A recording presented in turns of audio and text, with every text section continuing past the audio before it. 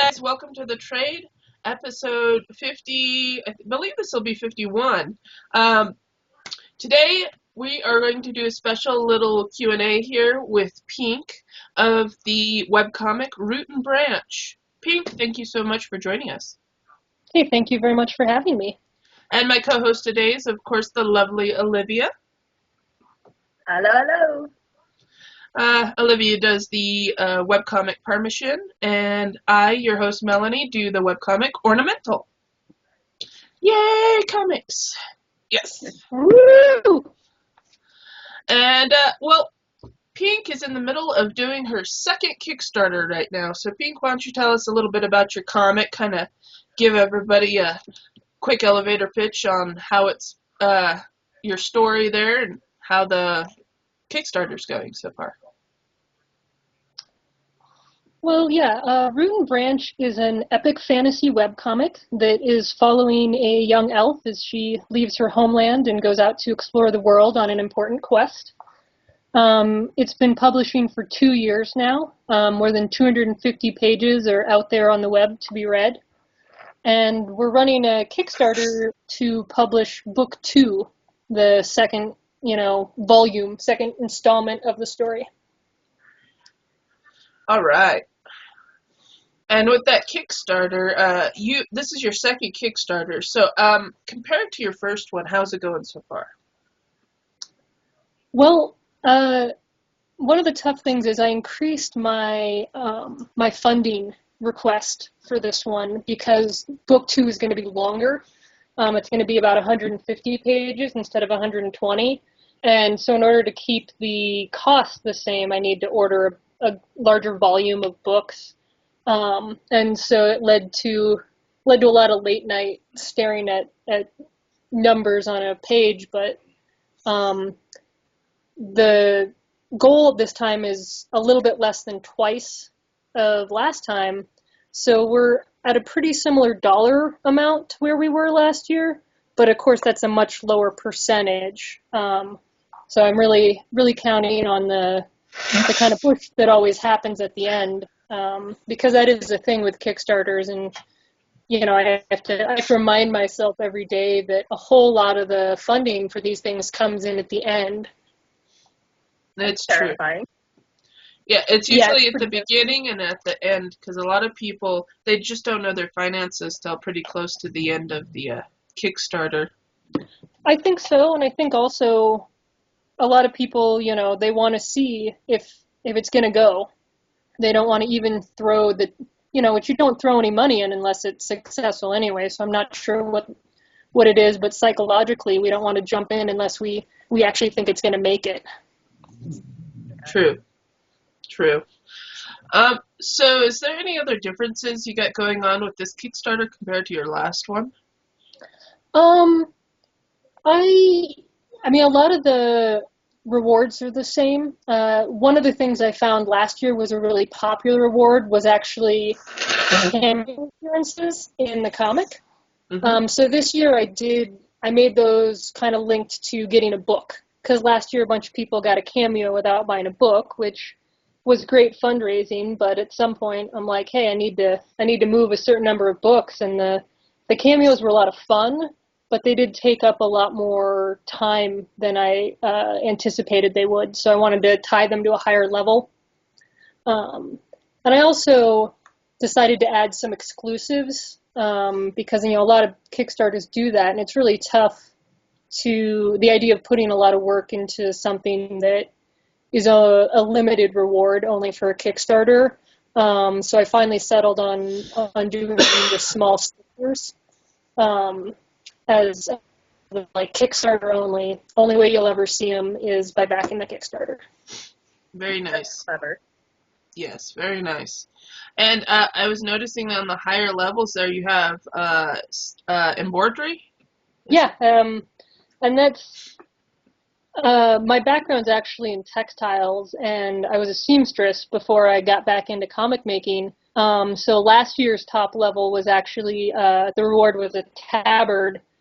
Based on the tabards that appear in the comic. And I want to do something similar to that.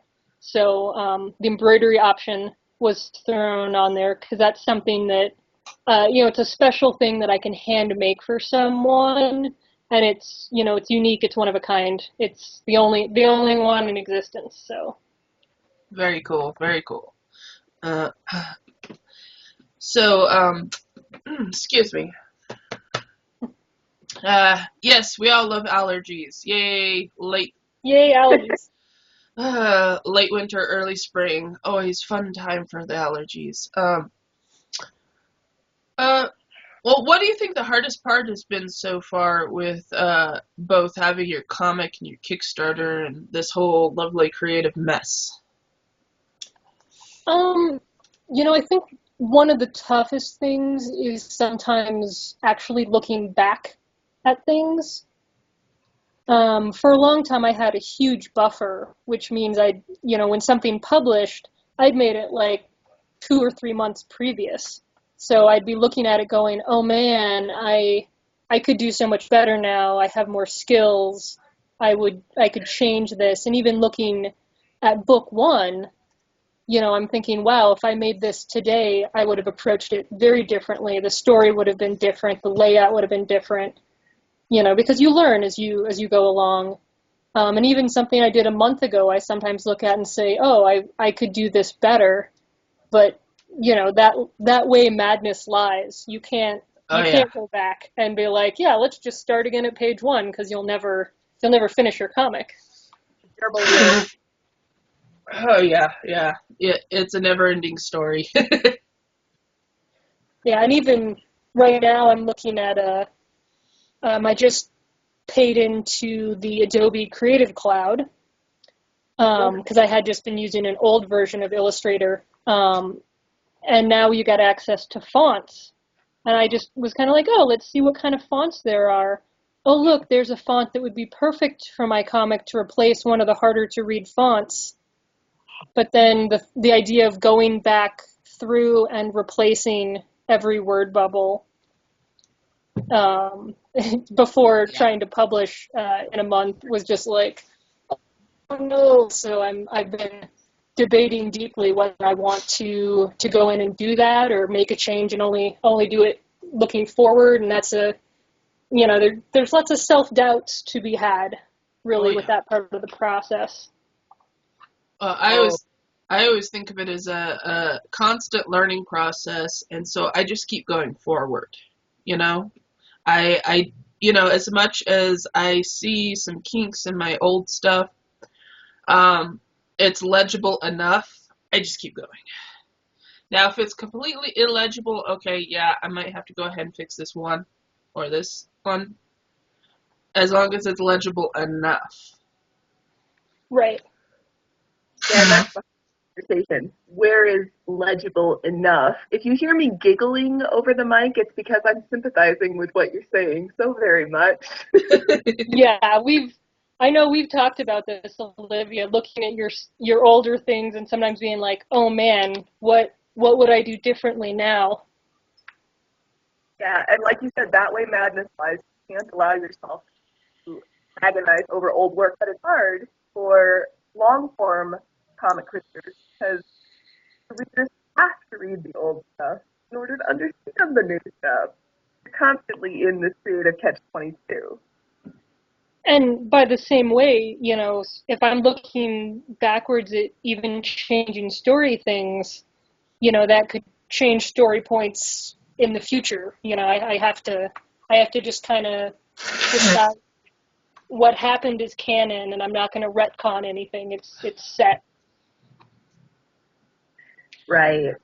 Well, you can always pull a Game of Thrones and just kill everybody. I only have like one main character introduced so far, so if I start killing off main characters, it's not going to last very long. Tell us more about your main character to get readers interested, because he is, as a fan and a reader, I gotta tell you, awesome, and makes you want to give her a hug most times.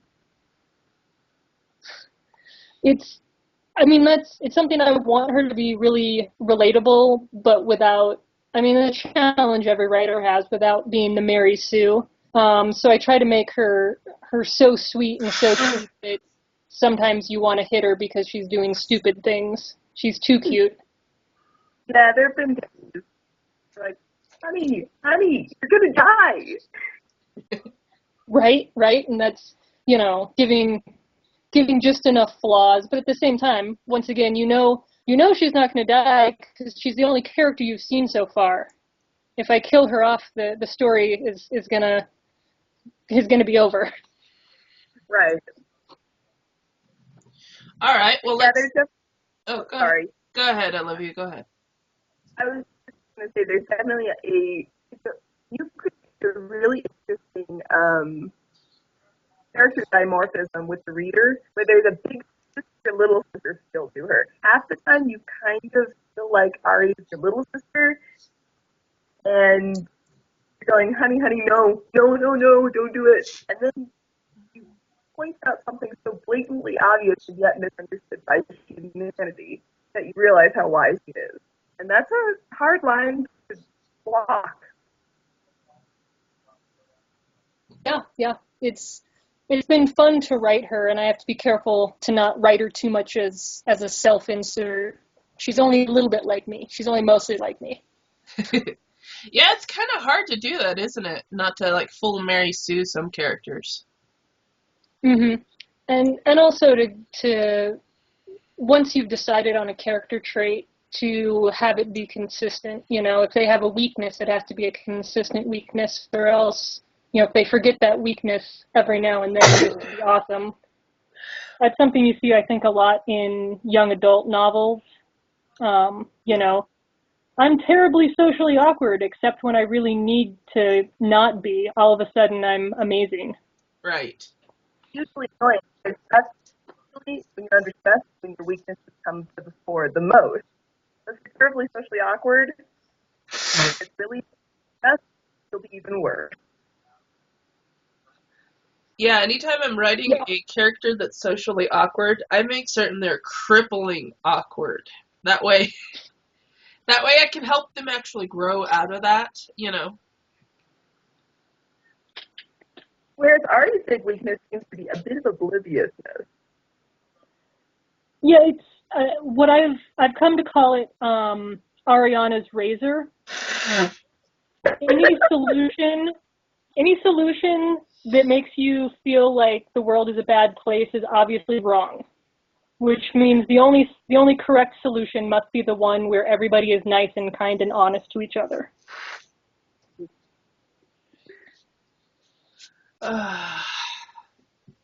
Apologies. Allergies. Allergy beast is upon me. It's all right, you're a snot factory. Yes, I am. I am a fountain today. Alright, so this is a little question for the both of you. What has been some of the greatest creative challenges with your comics? You want me to go first? Yep. Okay.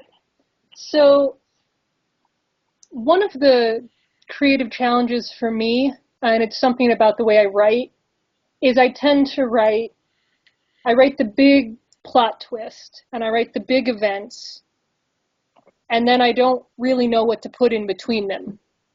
Because, you can't just have a bunch of unconnected big events without character development and world interaction and access, and without expanding upon the story in different ways. And so trying to kind of lay all of those events in a line and fill in with appropriate amount of events where you get character development, but you don't just get bogged down in a bunch of boring minutia. You can't actually show every hour of every day because, we'd never get anywhere. Yeah. But if I just, if every single chapter has some huge earth-shattering revelation, at some point, where do you go? You can't just keep building that all the time. It's very true. How about you for Olivia? Yeah. I'd say most of my challenges have been on the artistic side rather than the writing side, most because I have two gorgeous writers working for me. Emily Singer and Corey Kinnaman write the story, and all I have to do is turn it into pictures. Yeah, that's where it gets troublesome because some of our characters are shapeshifters, a lot of our characters are telepathic. Every once in a while, my writers will throw me a scene that's almost completely telepathic, and I will look at them and go, guys, why? Then I have to figure out how to bring it to pictures. My favorite is when they talk about emotional connections with complete sense for a telepath. I'm pretty bad in the pictures. So, the challenge is to learn to get colors straight. Oh, sorry, am I cutting you off? No, you're fine. So I've done a lot with texture and color, get across the sense that there are these underlying emotions. And I've also learned a lot about how to trick the human mind into seeing what is right there. There's a lot of details that are quite in my pictures, but are suggested enough that you think they are, because this is also a story that's set in an analog of the Victorian era. Lots of curlicues, lots of decoration. I don't want to draw curlicues all day. I do, but Okay, I like curlicues, but after about 3 hours of curlicues, I go, I've got a whole page of this to do. Crap! Yep. Well, and I love when the way you put it earlier, like, oh, I have writers, so all I have to do is draw it. Like, that's the easy part. Yeah, that's definitely that trip with irony in my mind. But yeah, the challenge for me has mainly been very interesting ideas and turning them into pictures. And that this is where I agree with Pink. There's a gulf between what it looks like in your head and what it looks like on the paper. And getting across that gulf is job as a comic creator. Absolutely. And sometimes sometimes you go to put something you see in your head the way it's supposed to look, and you just draw it, and it's fine. And some days you draw it and you go, nope, I missed that by about 5 miles. Mm-hmm. And sometimes you smack into the wall and just go, not working. Yeah, and of course there's a time limit. You can only spend so long trying to get something right. You can only erase and redraw it so many times before you say, okay, I just have to finish this page. I can't make it perfect. In some ways, I feel like that's the great freedom of our art form. Like, hey, I've seen you work. You just sit back and say, all right, got to knock the page out. We're not allowed to be absolute perfectionists. We are on a timetable. So we have to turn something out regularly and learn fast. We don't have time to piddle around and say, oh, I'm not good enough yet. Yeah. Well, and I was joking with one of my friends, a local artist who streams on Twitch. Her Twitch, like her channel name is Destroy That Canvas, because whenever she makes stuff, if it doesn't work, she just junk it, get rid of it, start again. And I was joking with her. I said, well, mine would be, well, that's permanent, because I'm working all on paper. Once the pen touches the paper, once the paint touches the paper, you're like, oh, well, I guess that's how it's going to be. Yeah. That's damn true. I have an undo button, but I have learned as a digital artist that undo button is a double-edged sword. You overuse it, you are never going to get things done. So after a while, I try to think like, yep, down on. Can you tell us more about Twitch? Yeah, I've absolutely seen that undo button become, when you see someone make a mark and undo and make a mark and undo and make a mark, and like, hey, at some point you just got to live with the mark, or else you're going to spend the rest of your life trying to ink this page. Mm-hmm. yeah, you got to know when to actually move forward. And that's actually why I switched back from digital to traditional. Was I was spending 8, 10, 12 hours on something that's actually pretty simple, and I can do it in half that time painting, Yeah. painting and inking. So yeah, as much as I enjoy the undo button for different things, I like the traditional route because I learn from it as I go too. And Yeah, if you I have to do it. You have to learn better ways to do it. and you know what? If I've got one mistake on that page, I'll live with it. Yeah. But I think that rule goes across all the medias because there are pages I look back at and go, going back to what we were saying earlier, there are pages I look back and go, I should fix, next week's due. And that's mainly what helps me keep moving forward, which makes a weekly comic so nice to work on. It doesn't let you go back. You got work to do. Yeah. Yeah, and that's something I've seen actually a lot as advice for, comic makers who want to get started is go ahead and start releasing things because once you're on that path, like, okay, you're stuck now. You gotta just keep working and just keep moving forward, Either you abandon it. Like there's only two ways to go. Yeah. Because I worked on a bunch of comics through high school and the years right after. And I would definitely do the thing. I'd look back at page 1 and say, oh God, this is terrible. I need to redo it. And I'd start going back through and redoing sections. And then, how far do you want to go with that? How many times do you want to redo the same page as your skills build? And, there's pages. I worked on some of those comics for years. And, I was in high school. I didn't have bills to pay. I didn't have adult responsibilities. And I have like 40 or 50 pages to show for it. Wow. Yeah, that's depressing.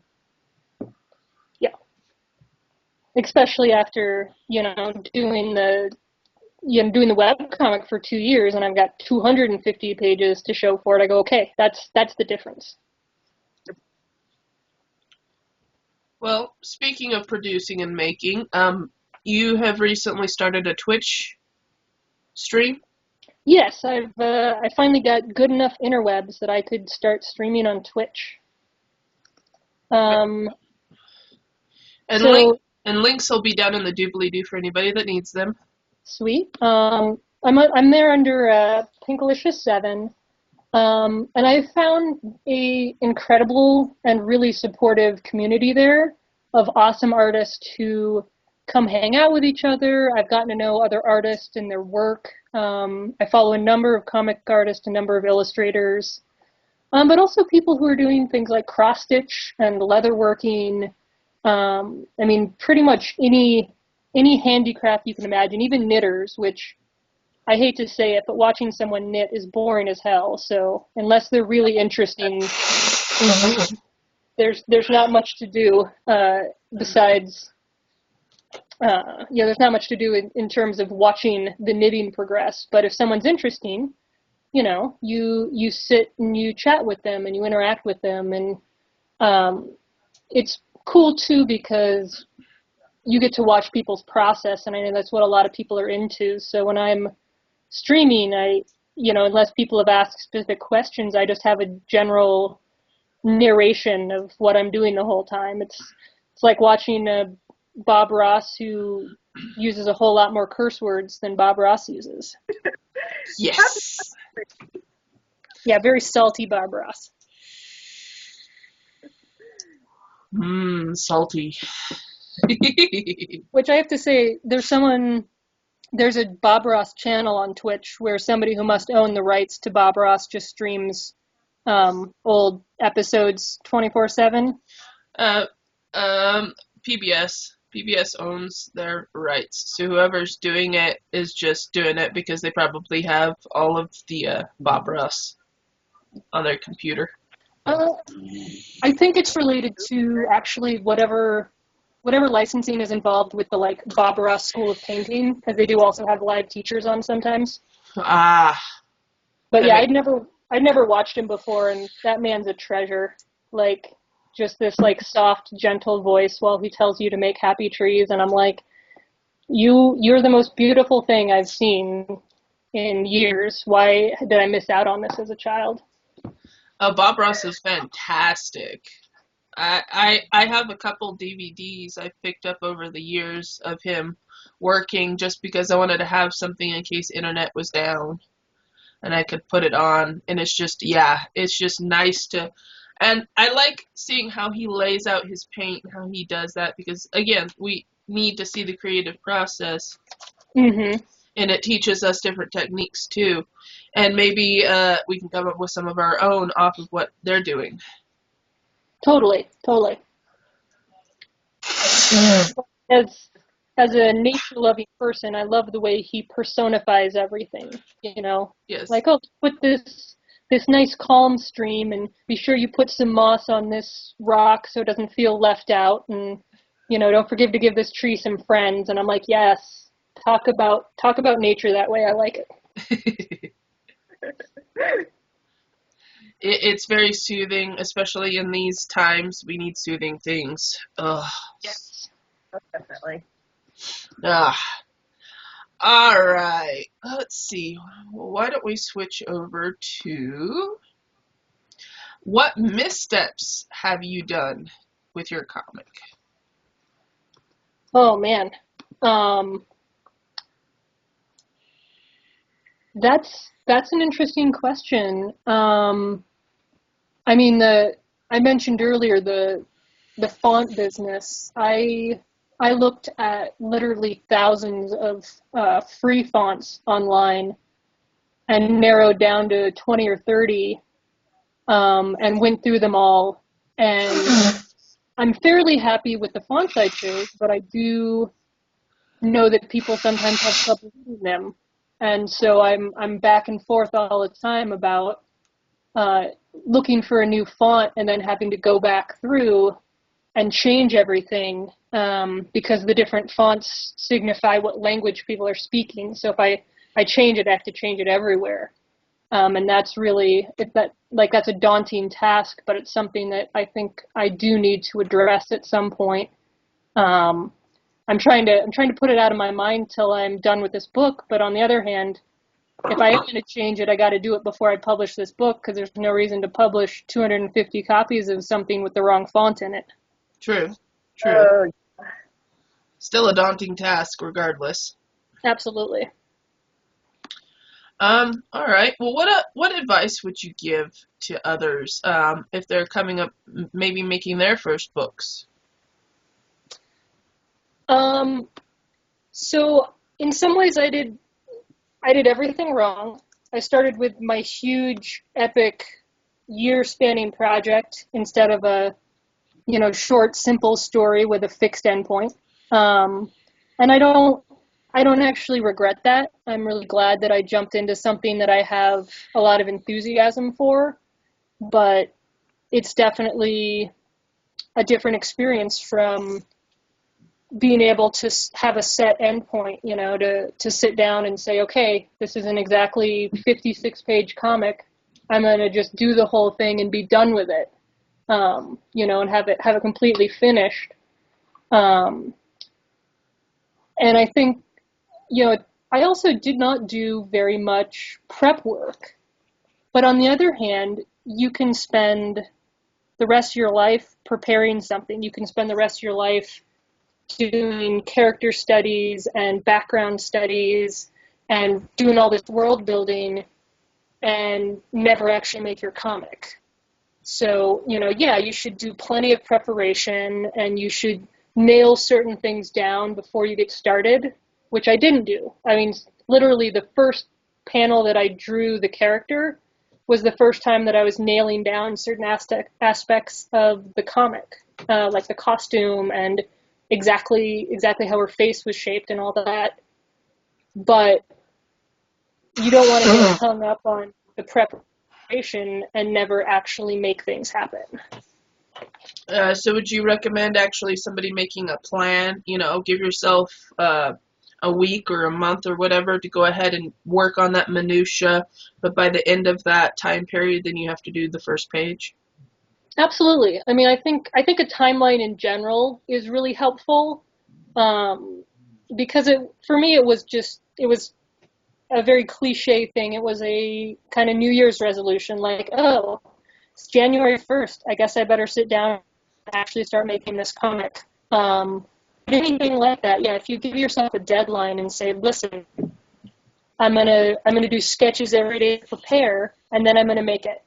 I'm gonna get started right then and there. And I mean, at first I wasn't doing um, thumbnails ahead of time. I was just throwing stuff down on the paper. I didn't write dialogue out before I started. I Oh was man. writing I was writing like a scene at a time and writing dialogue after I drew the page. And there was a lot of growing pains happening, but it was getting done. And at the end of the day, getting it done is the most important thing to jumping in a comic project. Very true. Yeah.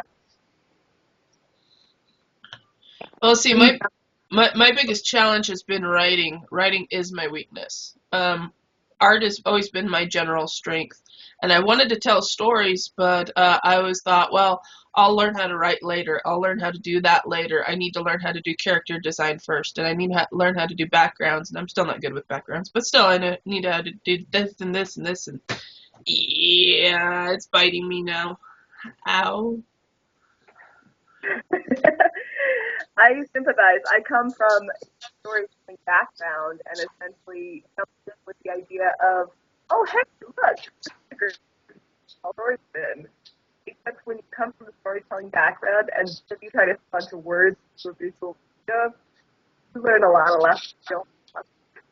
Mhm. But I think you got it exactly. Until you jump in, you don't know where your weaknesses are, and you learn by doing. You just got to do it. Yeah, yeah.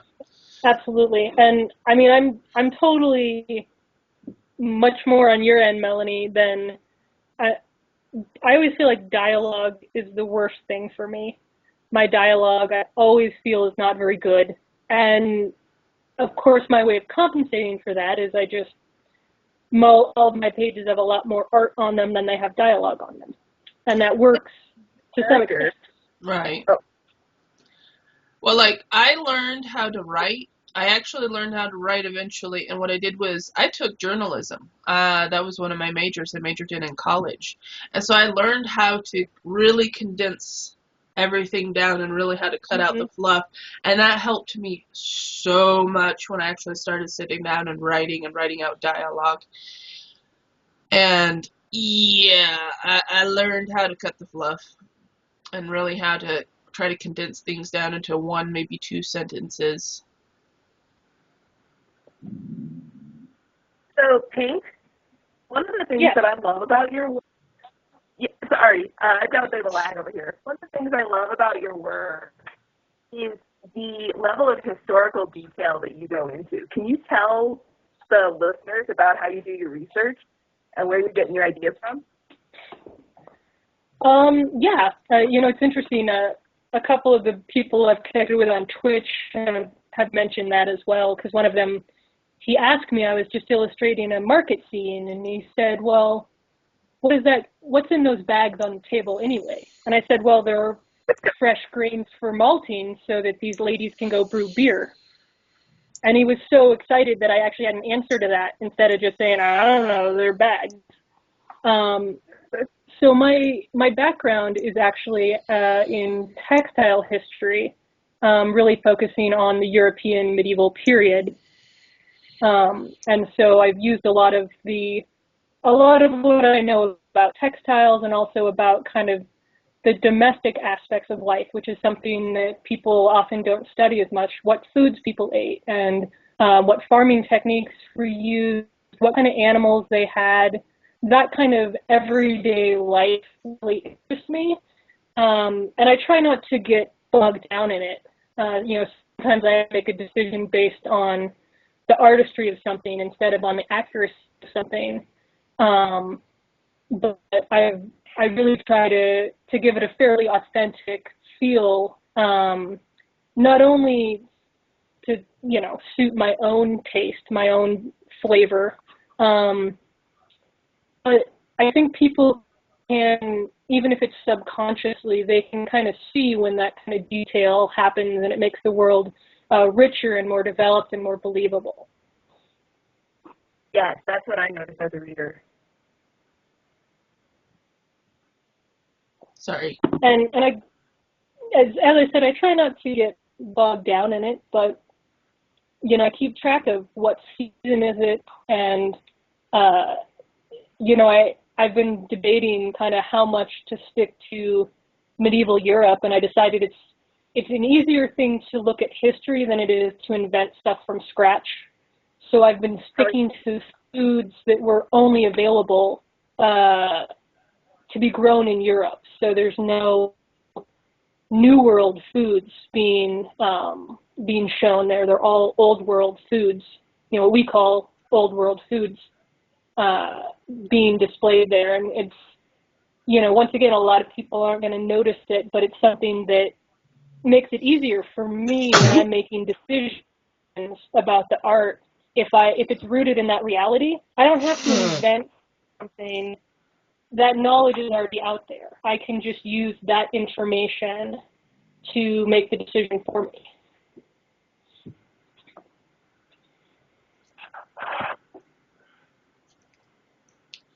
The joys of allergies. I've been actually, speaking of old world foods and things, there's actually a couple of different channels on YouTube that actually go more in depth in that as well. And it's been kind of interesting seeing them talk about the diet of people during different times and actually trying to recreate those dishes on YouTube at least. I think it was kind of interesting how our ancestors ate versus how we eat now, and you know, because a lot of our foods have been bred to have different characteristics now than what they did then. Absolutely. And it's also, it's a thing for me, kind of the historian's pet peeve is, you know, people didn't have glass in windows until probably the 1800s in most parts of Europe. People didn't have chimneys until the 1700s. And, you know, you wouldn't completely rebuild your house around adding a chimney. So it took a long time for that to spread. And so when I see certain, like, fantasy worlds, and I'm a dungeon master, I'm playing D&D with my friends, they probably hate me when I'm sitting there going, no, it's a peasant's house. There's no windows in it. And they're like, oh, come on. Just, you know, throw us a bone.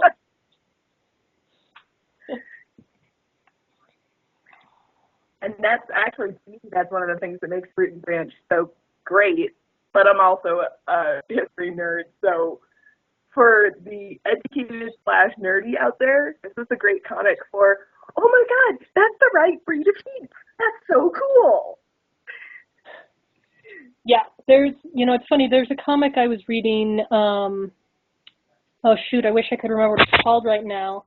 Honestly, the art was not very good, but I read it because it was so historically accurate to 9th century Anglo-Saxon Britain that I was just so excited about that. I wanted to support the artist for putting that effort in as much as anything else. I have to admit, I admire your in that area, because part of the nice about working in a alternate history fantasy comic that I do, I don't have to get things exactly right. Yeah. Well, but there is an ease that happens when you're working with history that gives you some guidelines, so you aren't reinventing the wheel. You know, we aren't all Tolkien. We can't invent entire languages and cosmologies. It's easier if you work within certain things that already exist. It makes your decision-making process much shorter. I mean, even the cosmology of the universe I've created is very deeply based on Indo-European mythology. so I don't have to create everything from scratch. I don't have to reinvent the wheel. You know, because I'm not a Oxford professor who has 40 years to write a book. I just want to get this comic done. Although I gotta say, at the risk of angering every nerd in the country, Tolkien borrowed /stole an awful lot. Yeah, of mythology, absolutely. Of course, Oh, yeah. he was taking a lot of mythology that wasn't common and easy to find. So, you know, he was doing the original research that, you know, lore finders nowadays get to use. That's true. Well, you find it and you make it your own. Absolutely.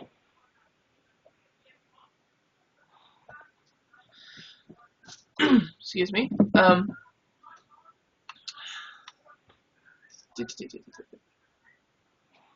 Let's see. What else can we... Well, all right. So let's flip over just a little bit to current events. And since we know how things are going right now in our country, what do you think people can do creatively to resist the current fascism?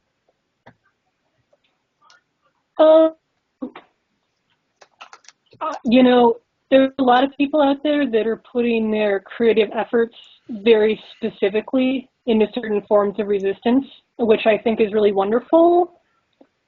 But at the same time, I don't think people should abandon projects that they already have in favor of doing something that's maybe overtly political, that there is something necessary and kind of quietly political in continuing to make the things you're making, to tell the story that you need to tell.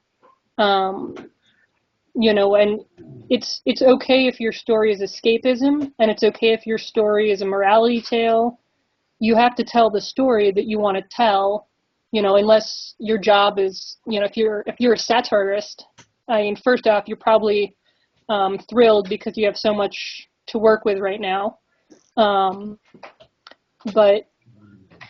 you know, if that's not your thing, I don't think everyone should necessarily drop what they're doing and start doing political cartoons, because the world needs more than just political cartoons. We need other kinds of stories to remind us, if nothing else, to remind us of other possibilities of, you know, why we can be active, what we're working towards.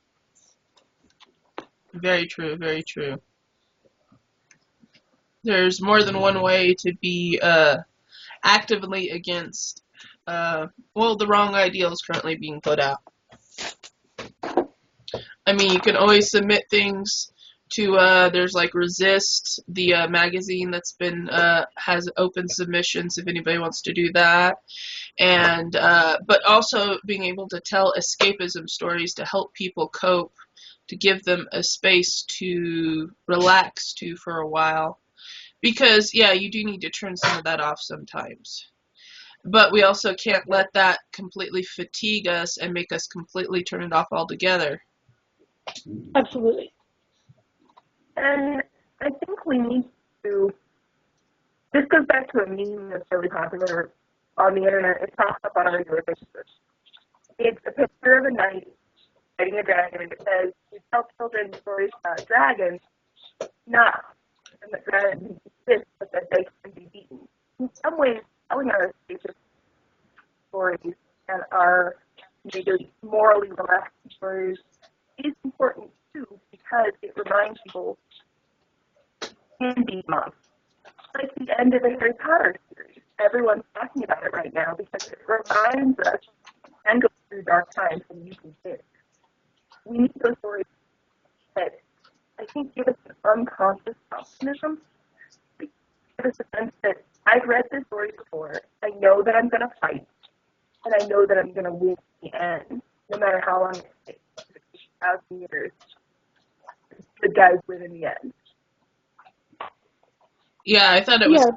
I thought it was kind of funny. Somebody compared currently what's going on with Harry Potter. Yeah. There's comic comparisons now. There's a lot of parallels there, And at least with the Cheeto Beast signing in all these executive orders, it's like Dolores Umbridge there with all her little edicts all over the wall. Exactly. But that's why we need stories as people. We need to keep telling those stories where horrible things happen to our characters and then they win. Because people need to remember that you still suffer, but you will win in the end. I mean, fiction is terrible, you know, and our stories don't have to be, they don't have to be overly political. They don't have to be, you know, the obvious metaphor for what we're facing now, and they can still be a subtle metaphor for things that society faces time and again. And that's what makes stories timeless also, is that, you know, there's always to be had. There's always times that we need to stand up and make changes in our society. So telling the stories of hope and telling the stories of optimism is powerful within itself, without it being specifically directed at the minutiae of what's happening now, and more directed at the kind of overlying themes of what our society is going through. I completely agree. I actually have a great example from childhood of this. There's a book called The Moor Child about this little changeling girl who gets dropped in a 9th century Irish village. And he is completely a freak. It's completely out of place, obviously. Very speculating among humans. But I read that story as it's okay to be completely out of place. Because in the end of the story, she comes to John Piper and essentially does really well. We need stories like that. Even the ones that just say, yeah, you're afraid. That's okay. Yeah, definitely. All right, guys. Well, why don't we go ahead and wrap this up? All right. All right. Well, thank you so much, Pink, for letting us, talk your ear off and bitch and bullshit about comics, and of course the loveliness of Kickstarter and Twitch now. Yes, thank you for having me. I'm always happy to talk shop with people. Awesome. All right, guys. Thank you so much for joining us this episode. Please like, share, subscribe. Let us know what you think in the comments below, or you can email us, the tradecomicpodcast@gmail.com. Well, thank you so much for joining us, Olivia. Appreciate it. Have a good night. Night. Bye, guys. Bye.